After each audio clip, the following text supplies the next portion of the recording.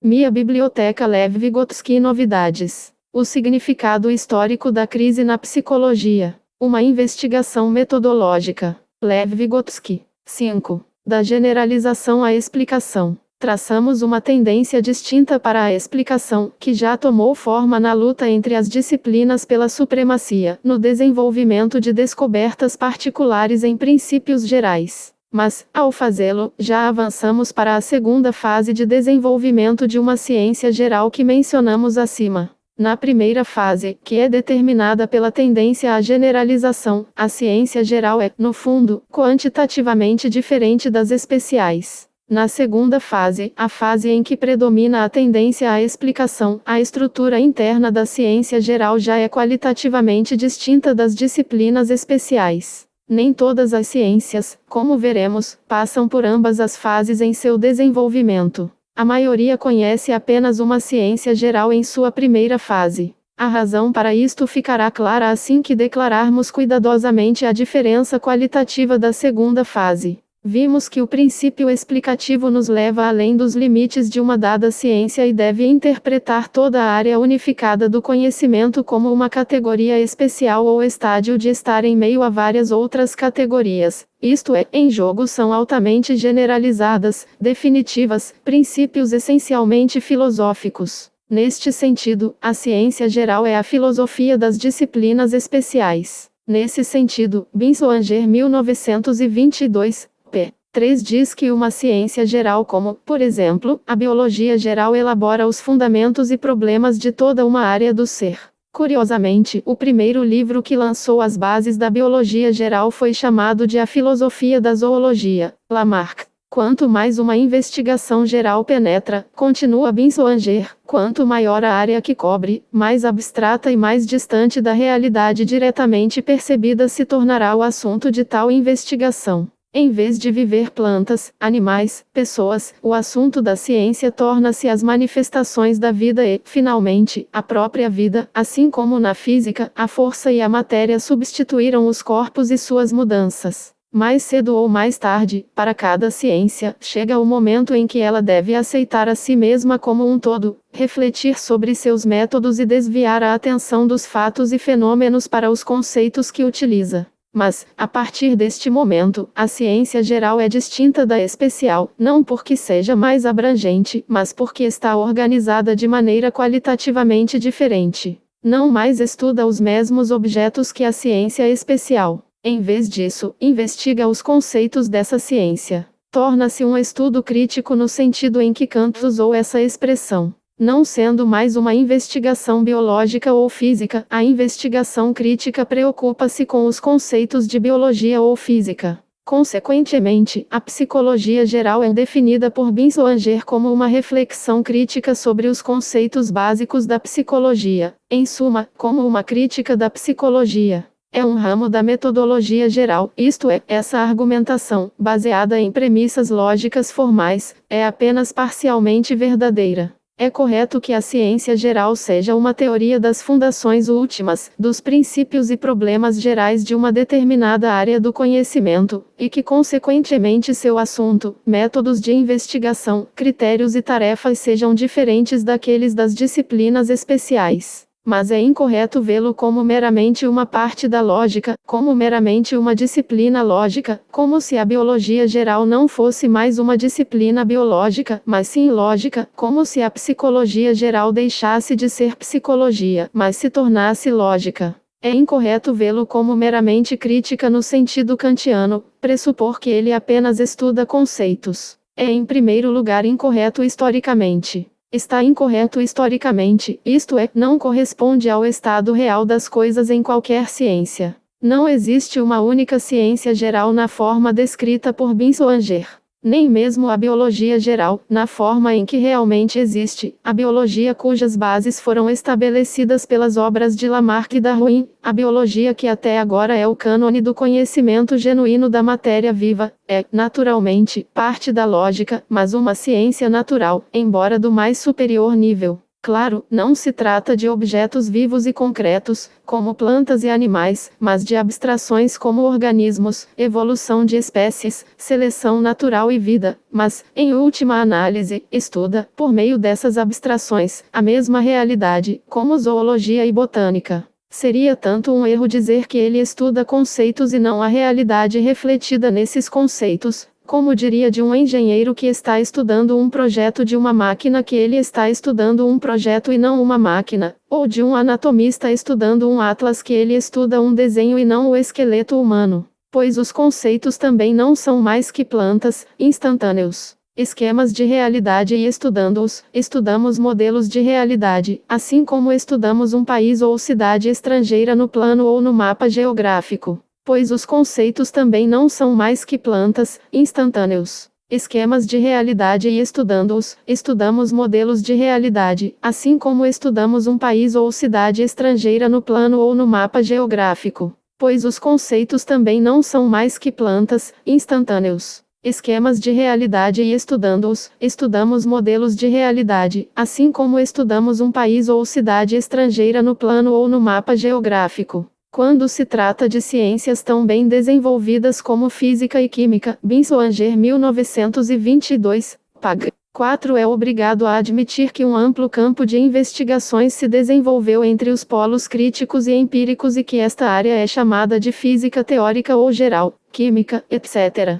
Ele observa que a psicologia teórica científico-natural, que em princípio deseja ser como a física, age da mesma forma. Por mais abstrata que a física teórica possa formular seu objeto de estudo, por exemplo, como a teoria das dependências causais entre os fenômenos naturais, ela estuda fatos reais. A física geral estuda o conceito do próprio fenômeno físico, do nexo causal físico, mas não as várias leis e teorias com base nas quais os fenômenos reais podem ser explicados como fisicamente causais. Como vemos, o próprio Binsoanger admite que sua concepção da ciência geral diverge em um ponto da concepção atual como ela é realizada em várias ciências. Eles não são diferenciados por um maior ou menor grau de abstração dos conceitos, o que pode estar mais longe das coisas reais e empíricas do que da dependência causal como assunto de toda uma ciência, mas pelo seu foco final. A física geral, enfim, concentra-se em fatos reais que deseja explicar por meio de conceitos abstratos. A ciência geral não está, em princípio, focalizada em fatos reais, mas nos próprios conceitos e não tem nada a ver com os fatos reais. É certo que, quando surge um debate entre teoria e história, quando há uma discrepância entre a ideia e o fato, como no presente caso, o debate é sempre resolvido em favor da história ou do fato.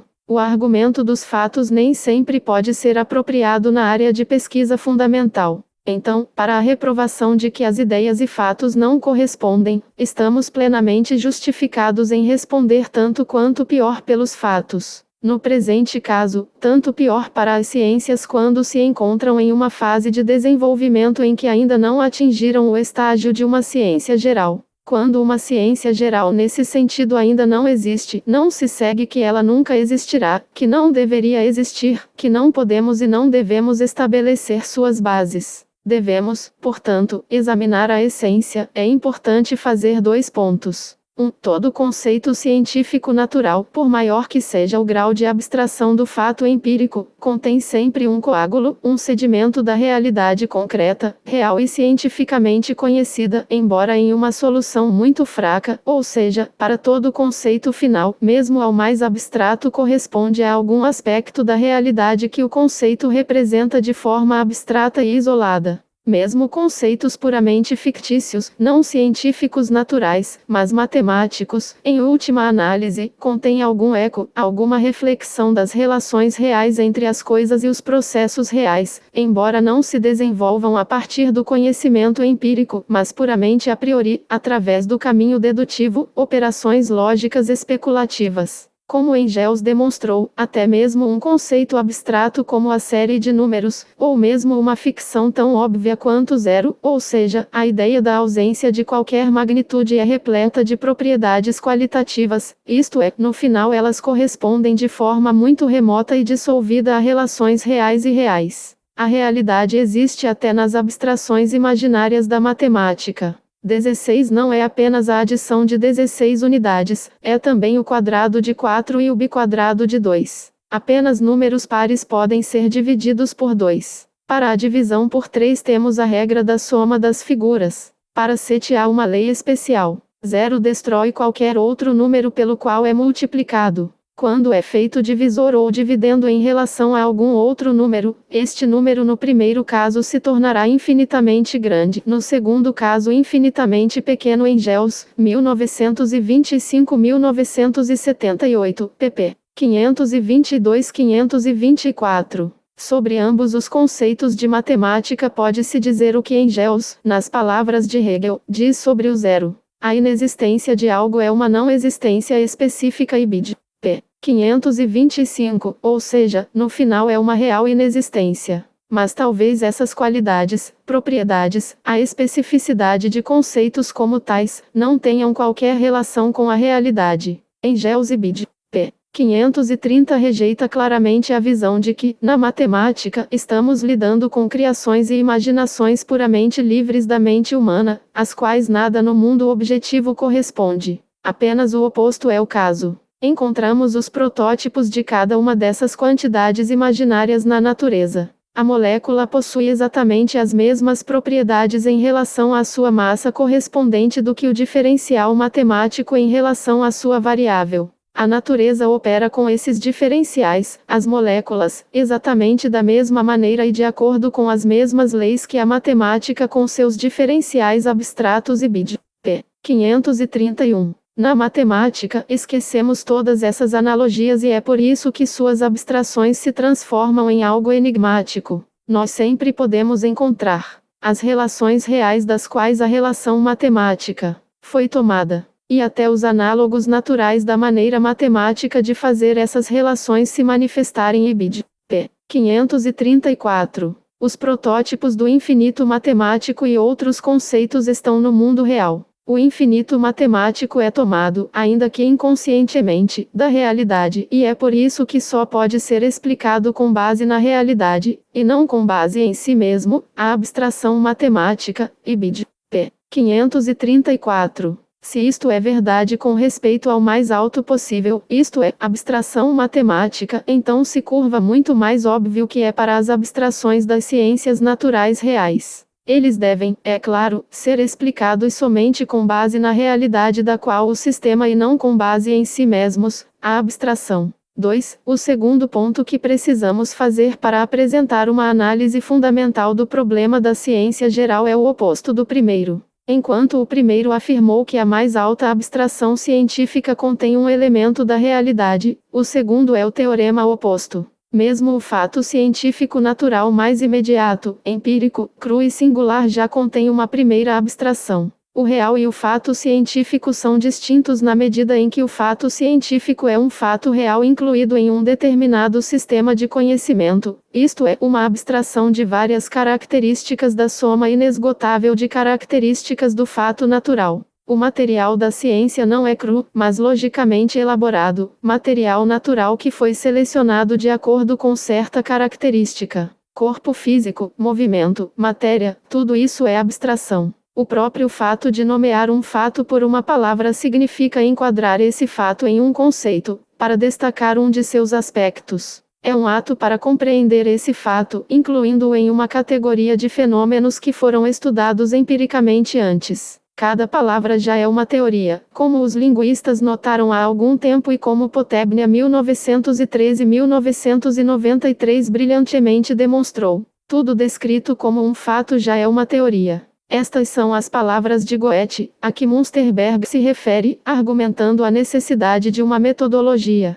Quando encontramos o que é chamado de vaca e dizemos, isso é uma vaca, acrescentamos o ato de pensar ao ato de percepção, trazendo a percepção dada sob um conceito geral. Uma criança que primeiro chama as coisas pelos seus nomes está fazendo descobertas genuínas. Não vejo que isso seja uma vaca, pois isso não pode ser visto. Eu vejo algo grande, preto, em movimento, arado, etc. E entendo que isso é uma vaca. E esse ato é um ato de classificação, de atribuir um fenômeno singular à classe de fenômenos semelhantes, de sistematizar a experiência, etc. Assim, a própria linguagem contém as bases e possibilidades para o conhecimento científico de um fato. Quem viu, quem percebeu tais fatos empíricos como o próprio calor na geração de vapor, não pode ser percebido em um único processo real, mas podemos inferir esse fato com confiança e inferir meios para operar com conceitos. Em Engels, encontramos um bom exemplo da presença de abstrações e da participação do pensamento em todos os fatos científicos.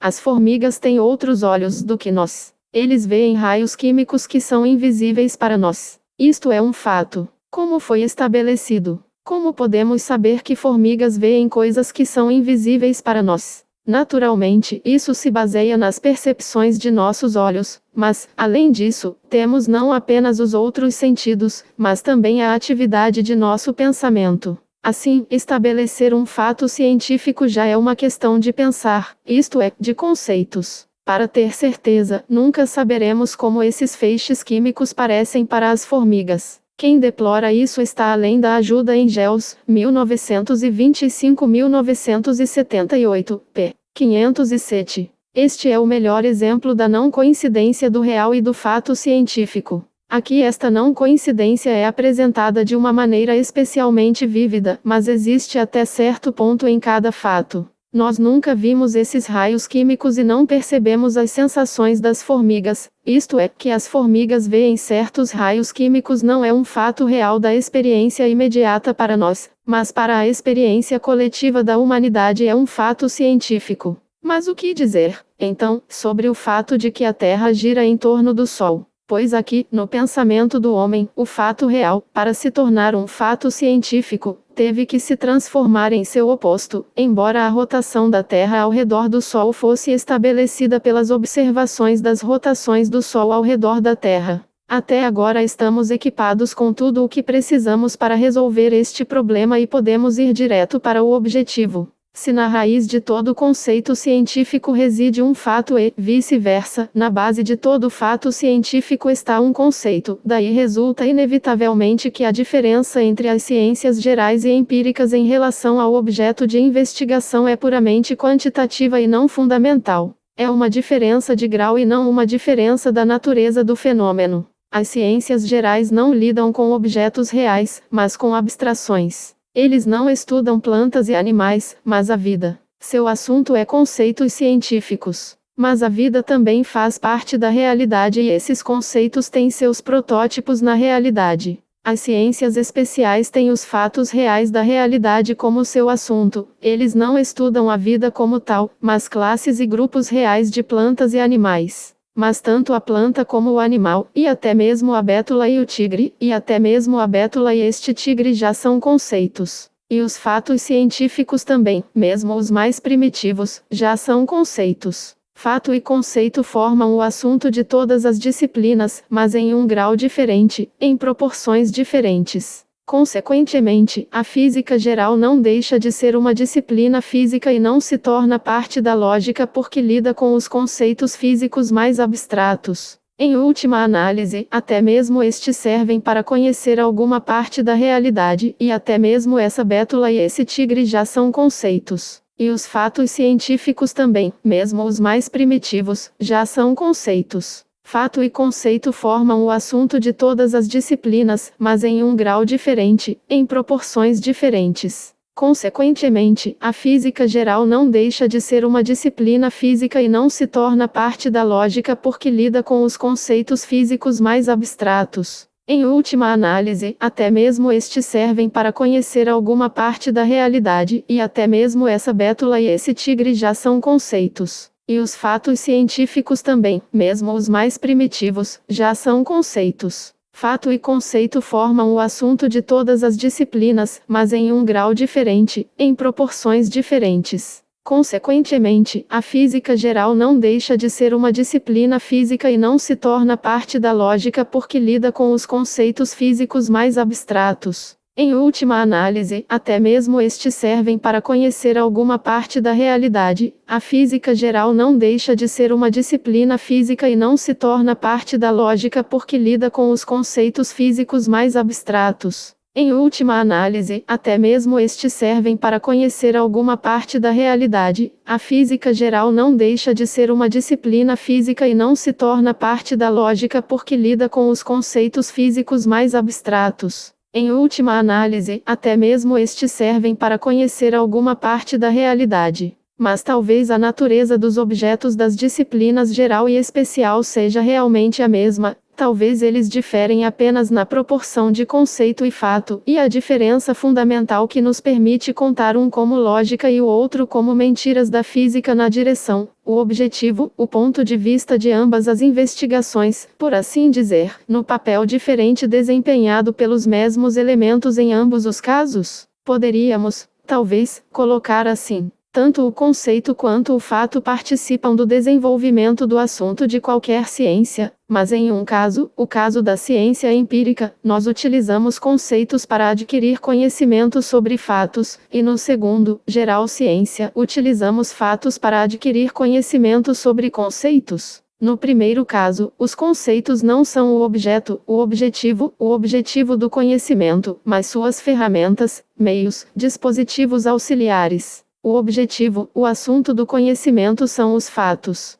Como resultado do crescimento do conhecimento, o número de fatos conhecidos é aprimorado, mas não o número de conceitos. Como qualquer ferramenta de trabalho, os conceitos, ao contrário, sofrem desgaste em seu uso, ficam desgastados, precisam de revisão e, frequentemente, de substituição. No segundo caso, é o contrário. Quando estudamos os próprios conceitos como tais, sua correspondência com os fatos é apenas um meio, um caminho, um método, uma verificação de sua adequação. Como resultado, não aprendemos novos fatos, mas adquirimos novos conceitos ou novos conhecimentos sobre os conceitos. Afinal, podemos olhar duas vezes para uma gota de água sob o microscópio e serão dois processos completamente distintos, embora a gota e o microscópio sejam os mesmos em ambos os tempos. A primeira vez que estudamos a composição da gota d'água por meio do microscópio. A segunda vez que verificamos a adequação do próprio microscópio olhando para uma gota de água, não é assim?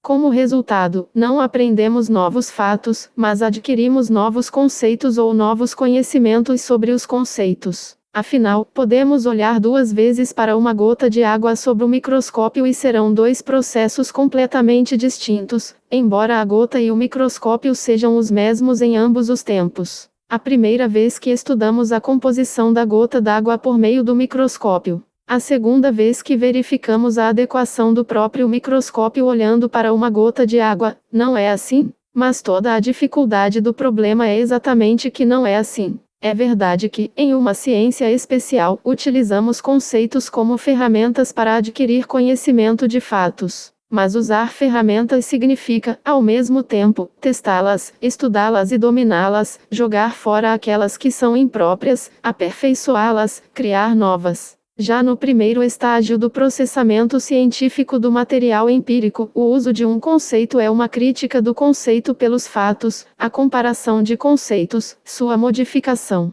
Tomemos como exemplo os dois fatos científicos mencionados acima, que definitivamente não pertencem à ciência geral: a rotação da Terra ao redor do Sol e a visão das formigas. Quanto trabalho crítico em nossas percepções e, assim, nos conceitos ligados a eles, quanto estudo direto destes conceitos, visibilidade, invisibilidade, movimento aparente, quanto criação de novos conceitos, de novas ligações entre conceitos, quanta modificação dos próprios conceitos de visão, luz, movimento, etc. foi necessário para estabelecer esses fatos. E, finalmente, a própria seleção dos conceitos necessários para conhecer esses fatos requer uma análise dos conceitos além da análise dos fatos. Afinal, se conceitos, como ferramentas, fossem deixados de lado para fatos particulares da experiência, toda a ciência seria supérflua. Então, 1000 administradores registradores ou contadores estatísticos poderiam anotar o universo em cartões, gráficos, colunas. O conhecimento científico difere do registro de um fato na medida em que seleciona o conceito necessário, ou seja, analisa tanto o fato como o conceito.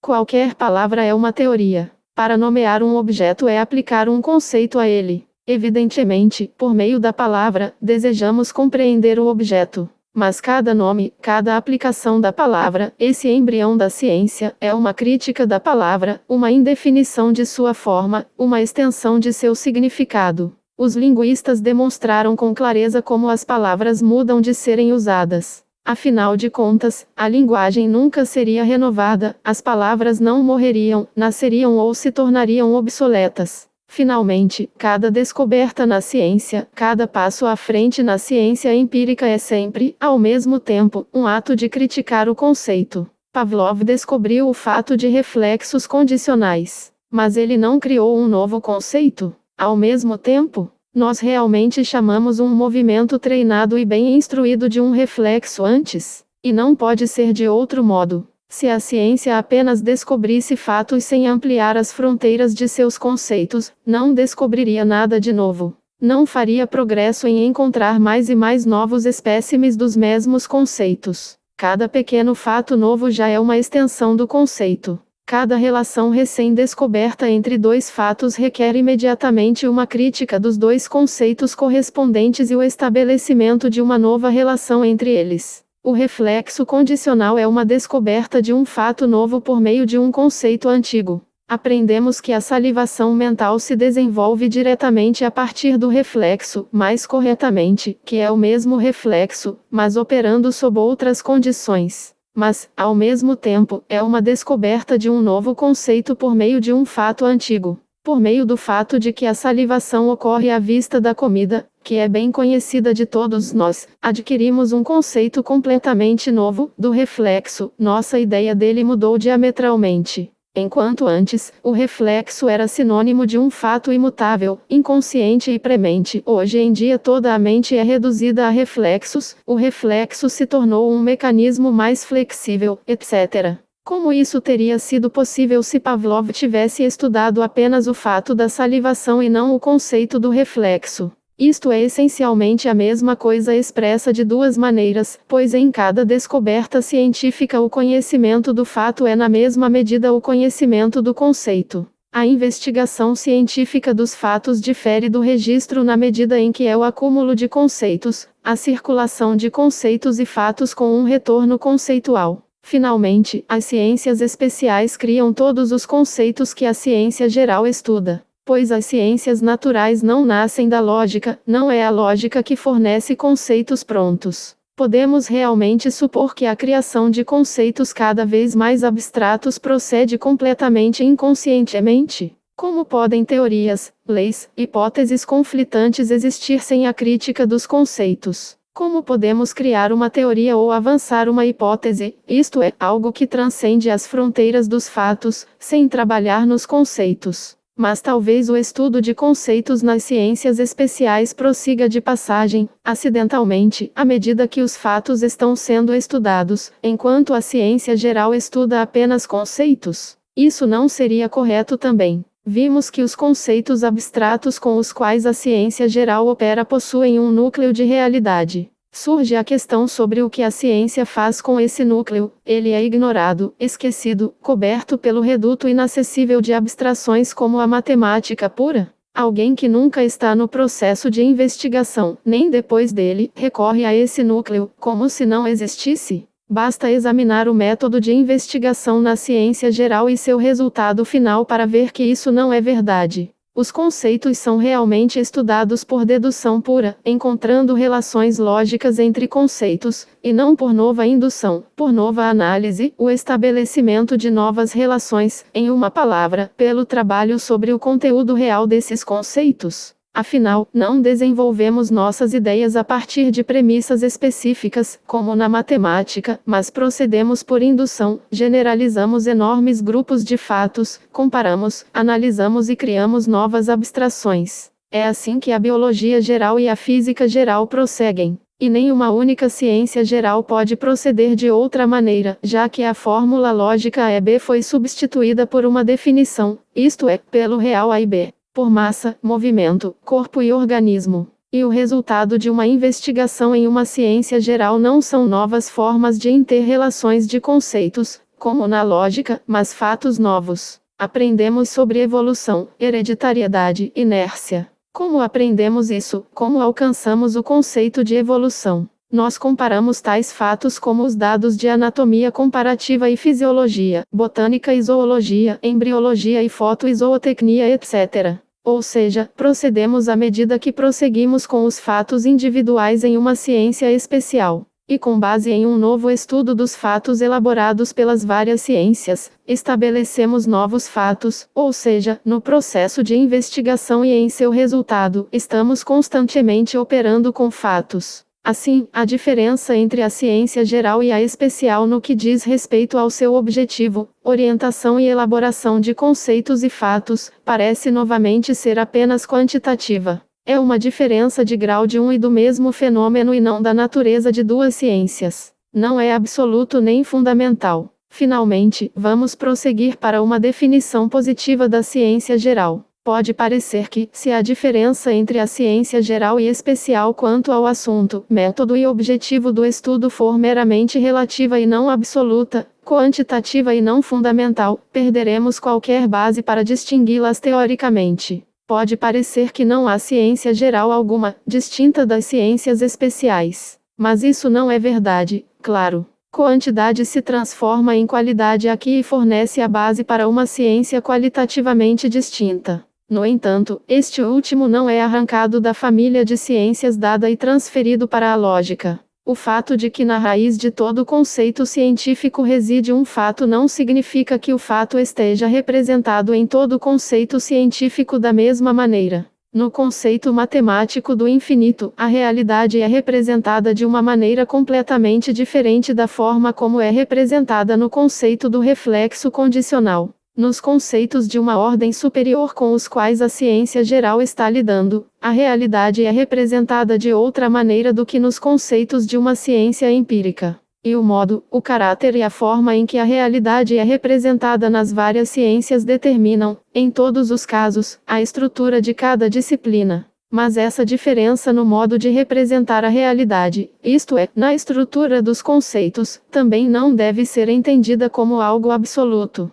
Existem muitos níveis de transição entre uma ciência empírica e uma geral. Binsoanger 1922, pag. 4 diz que nenhuma única ciência que mereça o nome pode deixar no simples acúmulo de conceitos, mas sim desenvolver sistematicamente conceitos em regras, regras em leis, leis em teorias. A elaboração de conceitos, métodos e as teorias ocorrem dentro da própria ciência durante todo o curso da aquisição do conhecimento científico, isto é, a transição de um polo para o outro, de fato para conceito, é realizada sem pausa por um único minuto. E assim o abismo lógico, a linha intransponível entre ciência geral e especial é apagada, enquanto a independência factual e a necessidade de uma ciência geral são criadas. Assim como a própria ciência especial internamente cuida de todo o trabalho de canalizar fatos através de regras em leis e leis através de teorias em hipóteses, a ciência geral realiza o mesmo trabalho, pelo mesmo método, com os mesmos objetivos, mas por um número de as várias ciências especiais. Isso é totalmente semelhante à argumentação de Spinoza sobre o método.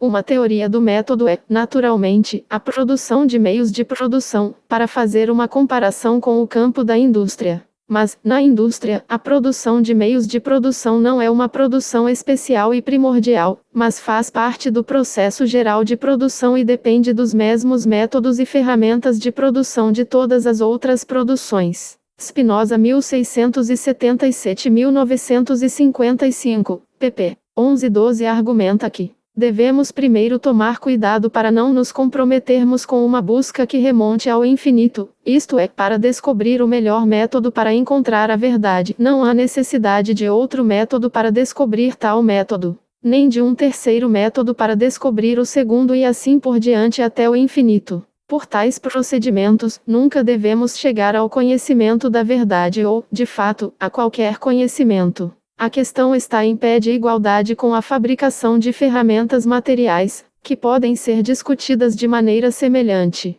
Pois, para trabalhar o ferro, é necessário um martelo, e o martelo não pode ser encontrado a menos que tenha sido feito. Mas, para consegui-lo, havia necessidade de outro martelo e outras ferramentas, e assim por diante, para o infinito. Poderíamos, assim, tentar em vão provar que os homens não têm poder de trabalhar o ferro. Mas, à primeira vista, os homens utilizavam os instrumentos fornecidos pela natureza para realizar trabalhos muito fáceis, laboriosamente e imperfeitamente, e depois, quando terminavam, tornavam as outras coisas mais difíceis, com menos trabalho e maior perfeição. E assim gradualmente montados desde as operações mais simples até a fabricação de ferramentas, e desde a fabricação de ferramentas até a fabricação de ferramentas mais complexas e novas proezas de fabricação, até que eles chegaram a fazer, com pequenos gastos de mão de obra, o vasto número de ferramentas, mecanismos complicados que eles agora possuem.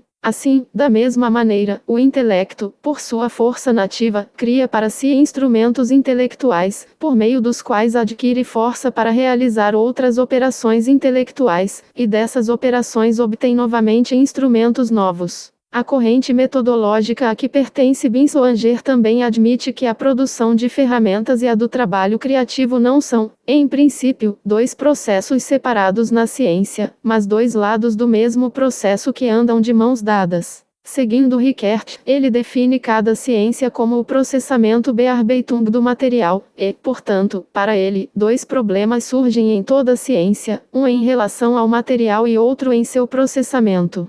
Não se pode, no entanto, traçar uma linha divisória tão nítida, uma vez que o conceito do objeto da ciência empírica já contém uma boa dose de processamento. E ele, Binsoanger, 1922, pp. 78, distingue entre a matéria-prima, o objeto real Wirklichkeitsgegenstand e o objeto científico Wissenschaftsgegenstand. Este último é criado pela ciência a partir do objeto real via conceitos. Quando levantamos um terceiro agrupamento de problemas, sobre a relação entre o material e seu processamento, isto é, entre o objeto e o método da ciência, o debate deve novamente se concentrar no que é determinado por quê, o objeto pelo método ou vice-versa. Alguns, como Stumpf, supõem que todas as diferenças no método estão enraizadas nas diferenças entre os objetos. Outros, como Rickert, são da opinião de que vários objetos, tanto físicos quanto mentais, requerem um e o mesmo método.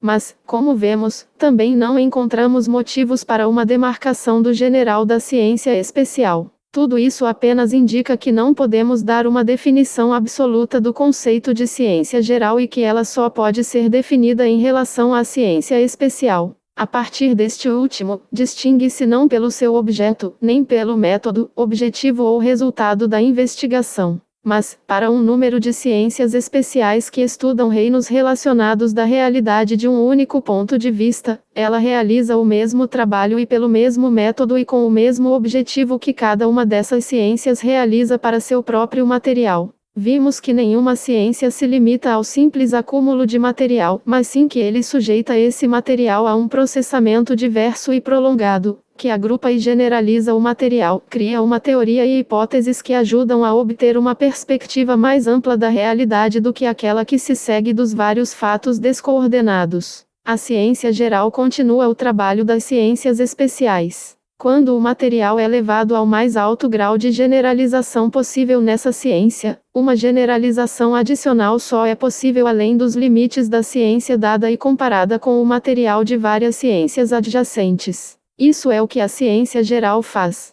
Sua única diferença em relação às ciências especiais é que ele realiza seu trabalho com relação a várias ciências. Se realizasse o mesmo trabalho com relação a uma única ciência, ela nunca viria à tona como uma ciência independente, mas permaneceria como parte dessa única ciência. A ciência geral, portanto, fica para o especial como a teoria desta ciência especial ao número de suas leis especiais, isto é, segundo o grau de generalização dos fenômenos estudados. A ciência geral se desenvolve a partir da necessidade de continuar o trabalho das ciências especiais onde elas terminam. A ciência geral se apoia nas teorias, leis, hipóteses e métodos das ciências especiais, à medida que a ciência especial atende aos fatos da realidade que estuda. A biologia recebe material de várias ciências e o processa da maneira que cada ciência especial faz com seu próprio material. A diferença toda é que a biologia geral começa onde a embriologia, a zoologia, a anatomia etc. param, que ela une o material das várias ciências, assim como uma ciência especial une vários materiais dentro de seu próprio campo.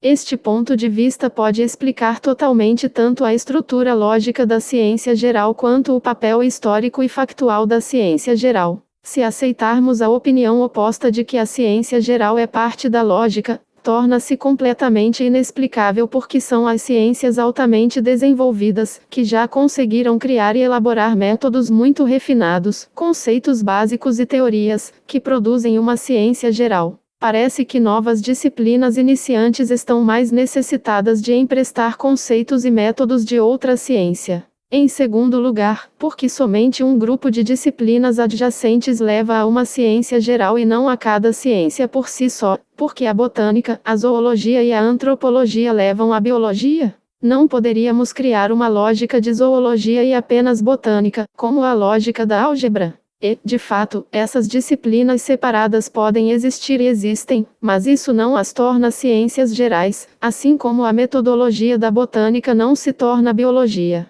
Como toda a corrente, Binswanger procede de uma concepção idealista de conhecimento científico, isto é, de premissas epistêmicas idealistas e de uma construção lógica formal do sistema de ciências. Para Binswanger, conceitos e objetos reais são separados por uma lacuna intransponível.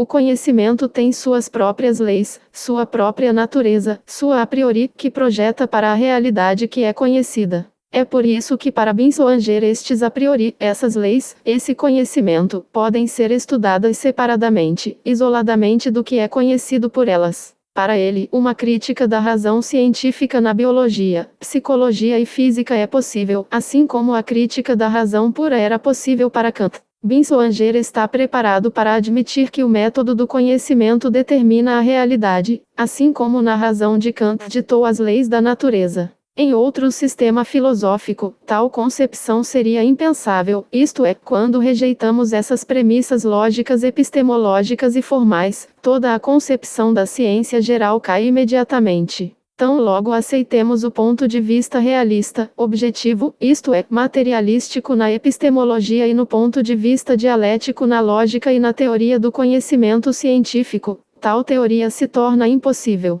Com esse novo ponto de vista, devemos aceitar imediatamente que a realidade determina nossa experiência, o objeto da ciência e seu método, e que é inteiramente impossível estudar os conceitos de qualquer ciência independente das realidades que ela representa. Engels 1925-1978, p. 514 apontou muitas vezes que, para a lógica dialética, a metodologia da ciência é um reflexo da metodologia da realidade. Ele diz que a classificação das ciências, na qual cada uma analisa uma forma diferente de movimento, ou um número de movimentos que se conectam e se fundem, é ao mesmo tempo uma classificação, uma ordenação de acordo com a ordem inerente a essas próprias formas de movimento. Nesta reside a sua importância. Pode ser dito mais claramente? Na classificação das ciências, estabelecemos a hierarquia da própria realidade. A assim chamada dialética objetiva reina em toda a natureza, e a chamada dialética subjetiva, pensamento dialético, é apenas um reflexo do movimento pela oposição, que reina em toda a natureza e bid.